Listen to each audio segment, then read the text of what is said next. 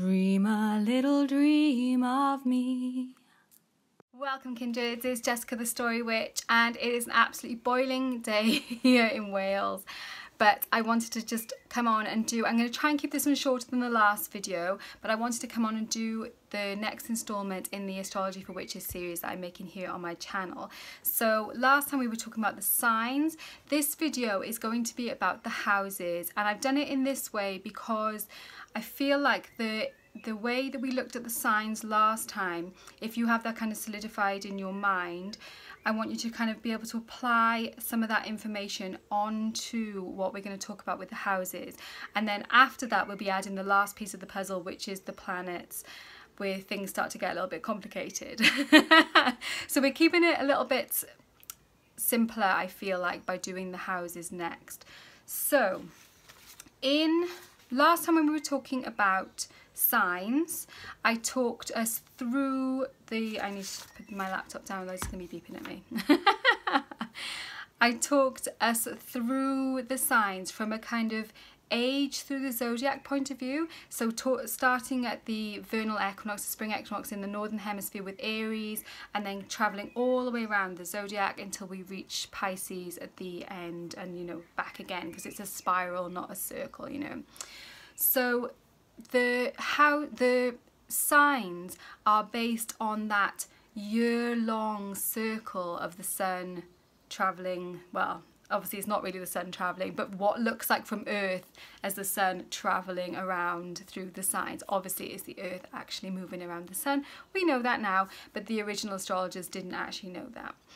But with the houses, there is another wheel, and that wheel is based on the turning of the Earth through the whole of a day and a night. So we have the wheel of the whole year represented by the signs, and then we have a kind of an inner wheel of a 24-hour cycle represented by the houses. We'll hopefully that'll become a little bit clearer as we go along. Let me show you an example of what I mean on the chart. So here is one of the charts I generated for this series, and you can see on the outside of the chart the signs are all there, and then on the inside of the chart there are these numbers. So it's like a wheel, an outer wheel, which has got an inner wheel superimposed on top of it.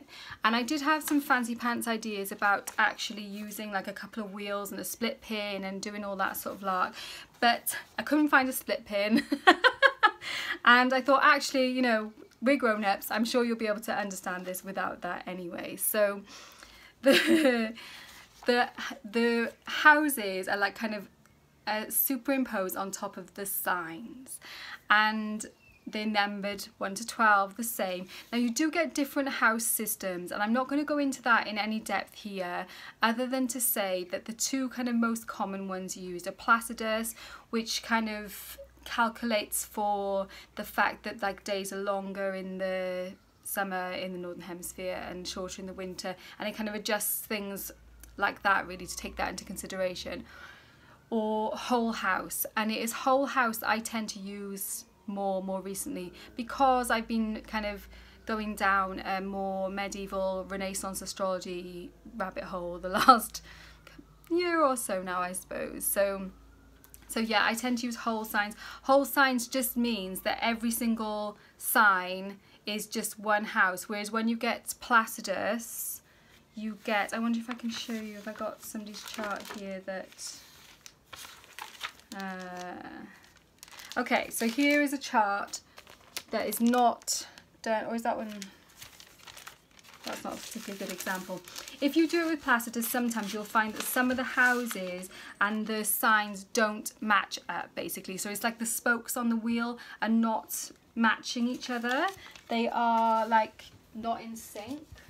I'm trying to find one because I've been tending to do, like I say, whole houses. Oh, here we go. So there's one that is done with Placidus, and you can see that these are the markings of the outer wheel of the zodiac signs, and then these are the house spokes inside, and they don't match up. So when you do Placidus, you will not get, very unlikely that you will get those things matching up. But if you do whole sign, then they do match up. And I think it just makes it overall simpler. It's not an oversimplification. It definitely still works as a system. So if you're used to using Placidus, then stick with using Placidus, that is fine. But I'm going to be talking about whole sign here. And it doesn't in effect make any difference, because whatever system you use, and there are literally loads of them, if you go on astro.com, there's like a whole, like over 30 drop down box of different systems you can use, which are just kind of basically different ways of calculating it. There's always 12 houses, and there's always 12 signs, and it's how they superimpose together. It's basically the difference you get with the different systems. So with whole sign, you have the houses matching up nice and neatly with the spokes on the wheel of the signs, and that is probably the most simple thing to go for now. So if you remember back to last time when I was talking through the signs from a point of view of kind of each sign is kind of progressing in maturity, but you know, I was careful to say that that doesn't mean that like Pisces is the best sign and Aries is the worst sign. Not at all. It's because that only works if you're in a system where people value old age more than they value babies. You know, if we're living in a world, which I would like to be living in, where all these things are valued as they should be, all these different stages are valued for what they are, then we can appreciate all of those signs and all of those stages.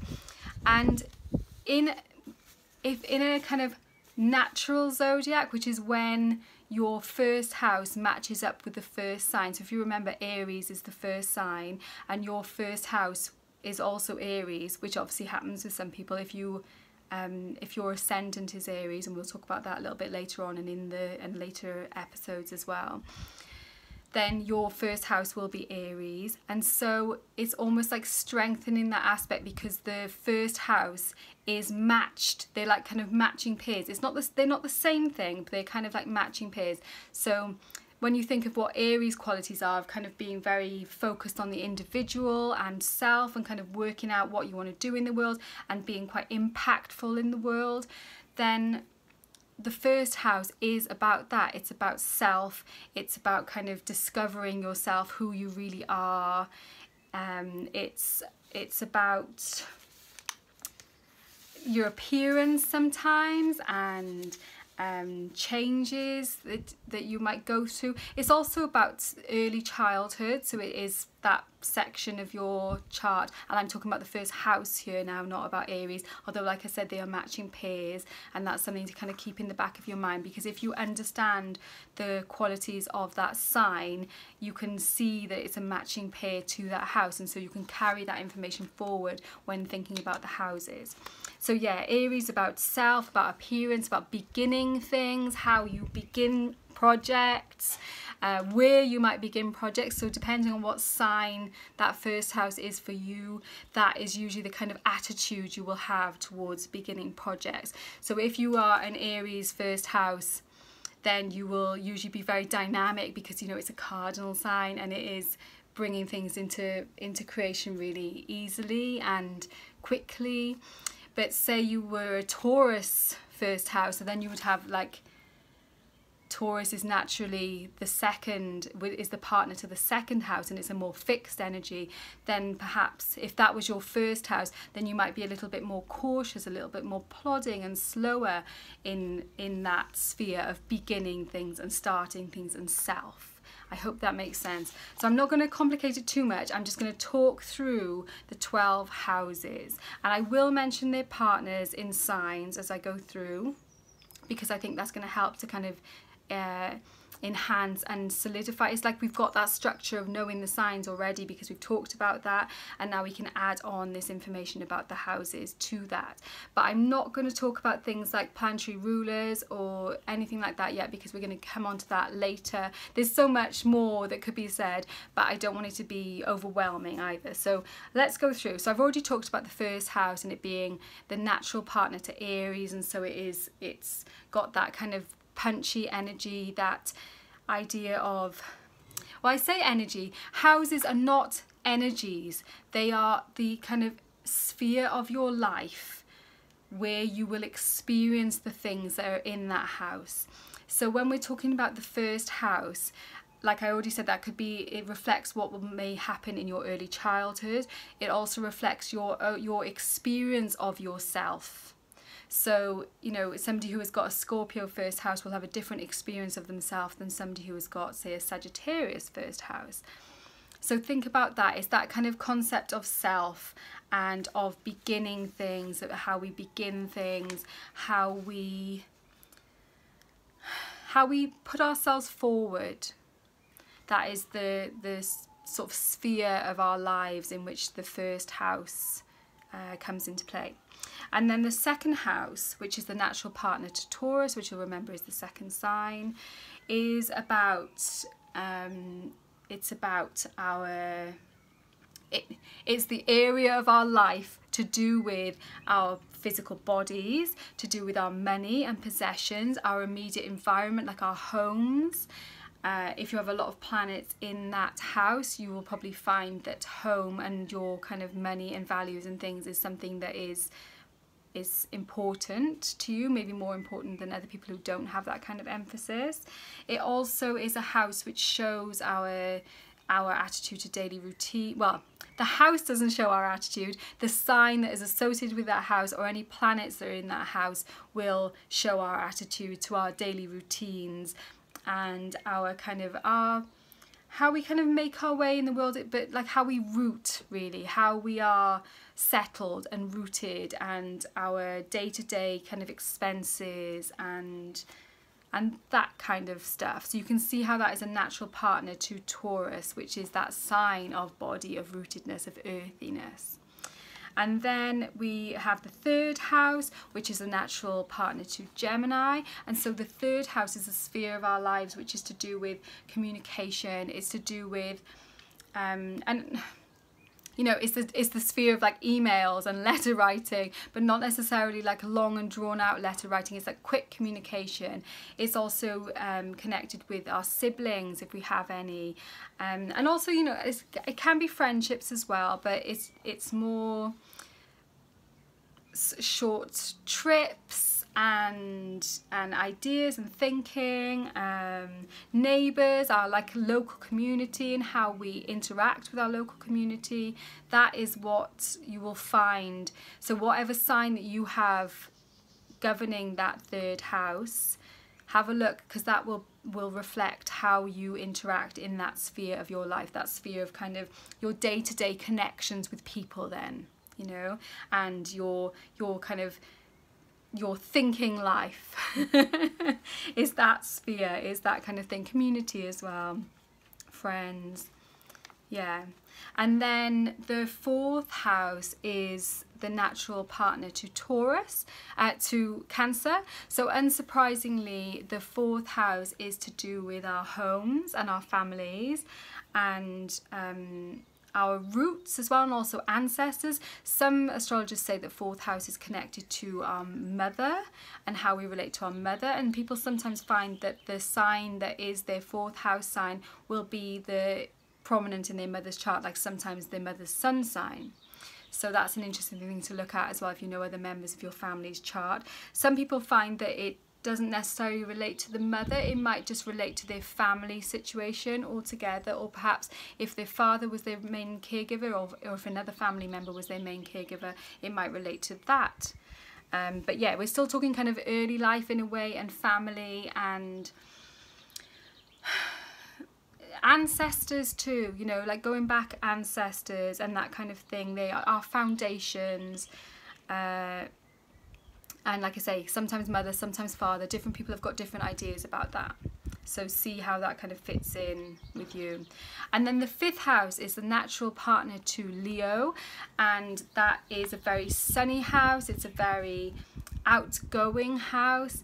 It is, and I'm saying that obviously no, The house does not have these qualities. The house is the area of your life where you express these qualities. So it is the area where you will be expressing whatever the sign and the planets are that are in that house. And I know I keep saying this again and again, but it's something that people get very confused about. So that's why I feel like I want to make sure I'm stressing that and not being like the house does this, because the house doesn't do anything. The house is like the plate that holds it, you know. It's just showing you where in your life you express these qualities that are there because of the sign and because of the planets that are there. So yeah, hopefully I won't keep saying it in that way. So natural partner to Leo. So if you think about the qualities of Leo and how that overlaps with that, it is our sphere of how we express ourselves in the world, how we create, how we play, it's sometimes related to our children or to any kind of playful things we might do. Also kind of like fame and fortune are connected to that house as well. How we kind of want people to perceive us sometimes. And sometimes like if that is a prominent house for you, if you've got a lot of stuff going on in that house, a lot of planets going on in that house, then how you project to others will be something that is important. And then the 6th house is the natural partner to Virgo, and that is the house of health and also of sickness sometimes. So, you know, it's all of the houses have got those. It's that sphere of our life. So instead of maybe saying health, we should say it's the sphere of our well-being. And so our well-being can be either good or bad, and obviously changes as different things happen. So that is the sort of the house to look at if there's like ongoing health issues, things like that. Also our kind of day-to-day habits and organisation of self is what that house is about. Yeah, also sometimes service to others as well. So people who work, especially people who work in the health industry, might have a lot of stuff going on in that particular area. Can you hear the birds outside? We've had such good gorgeous bird song this spring. It's been even better than normal. And then the 7th house, which is the natural partner to Libra. And so a house of relationships. It is a house that will show up when we look what's in that house. We will be able to see how we relate to other people and how they relate to us. Also like to do with the kind of fairness and balance, and how like if activists will likely have some maybe hard aspect, and that's something we will come on to talk about with this house, because you know fairness is very important. Also like sharing and mutual reciprocity, you know, that kind of thing is not governed by the sphere that this house holds. It's so tricky to do this, it really is. You know, massive kudos to people who teach courses and stuff in astrology, because it's not easy, because there's so many complicating factors, you know, so many different things that come into play. I hope this is making sense and you're following it all along. So then we have the 8th house, which would naturally be related to Scorpio, and so that house is the sex and death house. It's the house which some people say even shows the manner of our own death. When you look at the cusp of that house, that's something you can Google if you're interested in that. You know, I wouldn't put too much weight on it, because there are often lots and lots of other little mitigating things in the chart.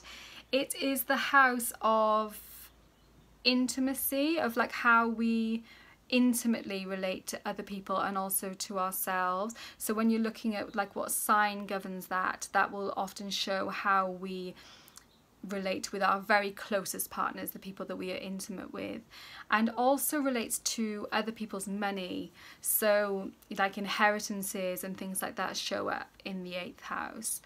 Yeah, anything else? I've got a few notes to make sure that I am saying everything that I need to say. Shadow. Shadow is also something that comes up in the 8th house. So kind of shadow aspects of self are sometimes hidden there, so it's good to have a little look what sign is the sign of that house, and how well you relate to that sign, because often that is still you. So that's a good place to look if you're starting to do some shadow work as well. It's also the house that is very connected with intuition and kind of mediumship even. So you can communicate with other entities beyond the kind of on the physical plane. So if you have planets in there which are connected to that will also enhance those kind of abilities and things as well. The 9th house is the natural partner to Sagittarius, so it is about our kind of big ideals in life. This will show, whatever is in that house will show how we respond to the big ideas, whether that is, if we've got like a mutable sign there, then we probably have kind of changing and open to new ideas, whereas if there's a fixed sign governing that, then maybe there will not be the same kind of openness there. So that's something to look at. It's also to do with like learning and studying and traveling. So people who do a lot of kind of long distance traveling or like learning, even like study abroad and things like that, will often have things going on in that 9th house. And then the 10th house is the natural partner to, I should have said 9th house as well, can often refer to our like morals and our ethics, and how, truth is, and how we perceive truth is what is held in that 9th house. And then the 10th house is the house that would be the natural partner to Capricorn. And so it is career, ambition, goals, our kind of tenacity as well, and our willingness to, depending on what is found there, how far we will push forward with those things or not. Like if you've got Libra as your 10th house sign, because I'm not going to talk about planets yet, but if Libra was your 10th house sign, then you would not be, very unlikely, depend on other things in the chart, you wouldn't be prepared to push somebody down to be able to get up the ladder, because that would not be something that would be compatible with your Libran sensibility in that area of your life. But if you had something like Scorpio there or Sagittarius there, you would be more likely to do that. Not saying you would, obviously there are lots and lots of different things that come into play, which is what makes it so complicated, So yeah, it's that idea of kind of career goals, success. The sign that governs this house for you, the 10th house, can be a really good clue as to what you should do with your life, what area of life you will succeed in, where you will make your career in. And obviously the planets that are there, which we will come on to as well, are also big clues as to what you should be doing with your life, and what sort of things will make you happy as well in your career, what will bring you success and bring you kind of fame and achievement. Yeah, it is a very public house, and all of those houses in the top half, yeah, I won't talk about that yet. We will come back to that in a bit because there's a few other things I want to say about that. Let's keep going. So the 11th house is the house that would be the natural partner to Aquarius, and it is the house that shows how we connect with our colleagues and our networks, and kind of to our communities as well, but like kind of to the larger communities and the kind of thought communities as well. So whichever sign you have here will be an indicator of what kind of people you like to collaborate with and like to work with. It's like an indicator of society more generally as well, being that kind of Aquarian, bigger thinking kind of sign. House we're talking here, but because of that natural partnership with that sign.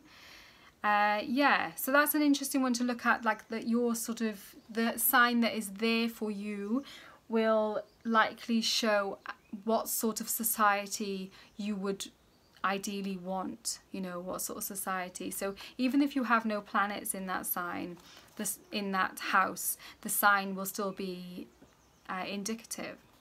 And then the 12th house, the last house, is the natural partner to Pisces, the last sign, and it is a house of endings, of closure, of, you know, and so of how we end things, like relationships, like businesses, like lives. Our spirit is the house that shows our spirituality often. It is a house that shows sometimes our dreams, our big dreams, but also our fears can be in there. Some astrologers say that it's the house of the kind of collective unconscious. So it is the kind of house that holds the information that we all know and share, but is not, it's occult, it's hidden, it's not the information that is brought to the surface. So, you know, that's interesting to see which sign you have there and how that might impact on your kind of connection with and feelings about those kind of topics. So yeah, that is the houses. There are a couple more points I want to make to do with them, and obviously there's masses more information. If you want to go, we could do a whole episode on each house. I'm not going to do that because I want to make this really accessible, and we want to be interpreting our natal charts as quickly as possible. But there are a couple of points I want to make now because it relates back to what we were talking about with signs, and if you understand it with houses, then it means you kind of get a jump up on interpreting your chart, especially when we start slotting the planets and things in, which is what we're going to do next. So if you remember when we were talking about signs, we talked about the different natures of the signs from an elemental point of view, but also from a cardinal, fixed and mutable point of view. Well, with houses, there is a similar system. If we look at a chart is split. It's a wheel, but the line that goes across here, that's the horizon line. So your ascendant is here on the left hand side, and the descendant, which is where the sun set on that day, is on that side. So all the things that are here are like above the horizon, and all the things that are down here are below the horizon. Obviously, if you're born in the night, then these would be the night above you in the night, and this is the day. We'll come on to stuff like that later anyway. But what I want to draw your attention to is what is called the angular houses. So this line, like I say, is where the ascendant falls, which determines your first house, and it's the ascendant, whichever planet was coming over the horizon when you were born, in the location where you were born, just determines where your houses start. So that is really significant because it's not like a big chunk of time like it is with the signs. It is really specific to your birth time and birthplace. And so your ascendant, the planet that is ascending, the sign that is ascending will determine your first house. And if you have a chart like this one, then you can see the first house here in this chart is Aries. So Aries was ascending when this person was born. They're not a real person. This is a chart that I made up to kind of show on here. So the ascendant line's actually here, but this is still the first house. So the first house, the fourth house, the 7th house and the 10th house are called the angular houses, and that is because they are the houses that are the first house you get into after each of those angles. If you like have a cross, which is the ascendant and the descendant, and your medium coli and your imum coli, which is the bottom, it's basically the lines of this is the mid-heaven, and this is kind of like underneath the earth at the time and the place when you were born.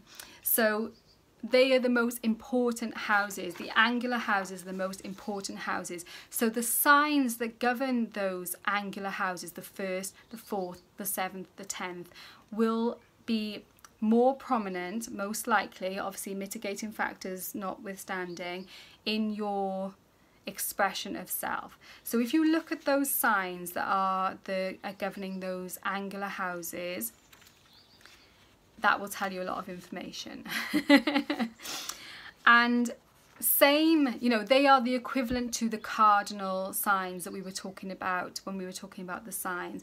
And then it's the next houses, so like the 2nd, the 5th, the 8th, the 10th, are called the succedent houses, which just means that they are the next houses, and they're kind of the equivalent to the fixed signs when we were talking about the signs. So they still have quite a strong effect, but they don't have anywhere near as strong effect as what is in the angular houses. So when we start looking at planets, you know, the planets that are in the angular houses are going to be the ones that are going to be most prominent, because this is the problem that people have when they start looking at the natal chart, is that there's a hell of a lot of information, and you'll find something and then you'll find something that completely contradicts the first thing that you found.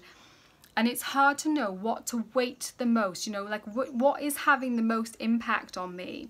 And that does change going through our lives as well. And so we can look at things like progress charts, and we can look at things like Time Lords and stuff like that later on. But a general rule is that whatever is in those angular houses is going to have much more of an impact than if it is on a succedent house, which is the next set of houses. So like I said, the 2nd, the 5th, the 8th, the 10th. Or if it is in the cadent houses, which is the 3rd, the 9th. I missed one, didn't I? The 6th. You know, those houses are not, and the 12th, those houses are not so impactful in our individual lives. They are the kind of the equivalent to the mutable signs that we were talking about in the last episode. So I think that was all I wanted to say about houses. Your homework is to have a look at your own chart and look especially at what signs are governing those angular houses, the 1st, the 4th, the 7th, the 10th, and see how you relate to those 4 signs. You could also have a look just like where your planets are. Have you got many planets? Which planets are in those angular houses?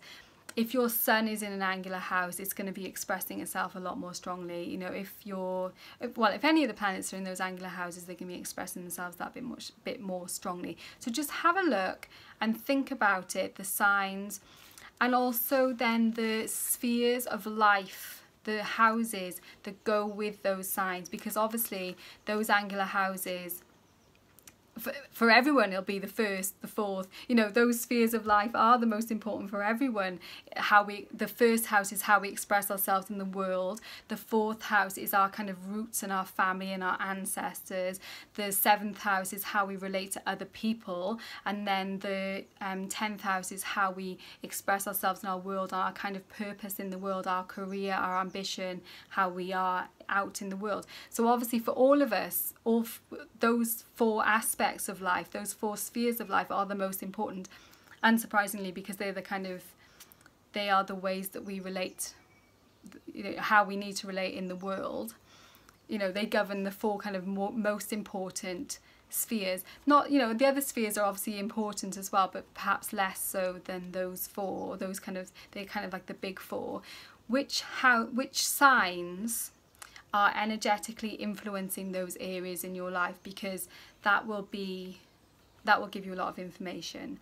And you know, if you wanted to take it as a little extension thing, you could look at somebody else that you know's chart, or a couple of other people's you know's chart, and see which signs are governing their angular houses and see how they express that energy within those spheres of their lives.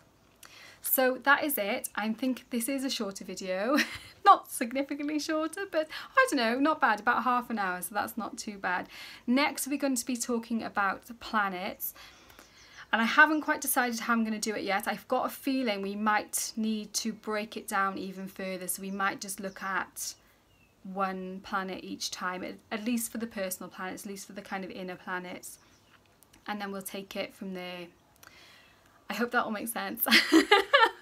Warmest blessings. I will see you very soon.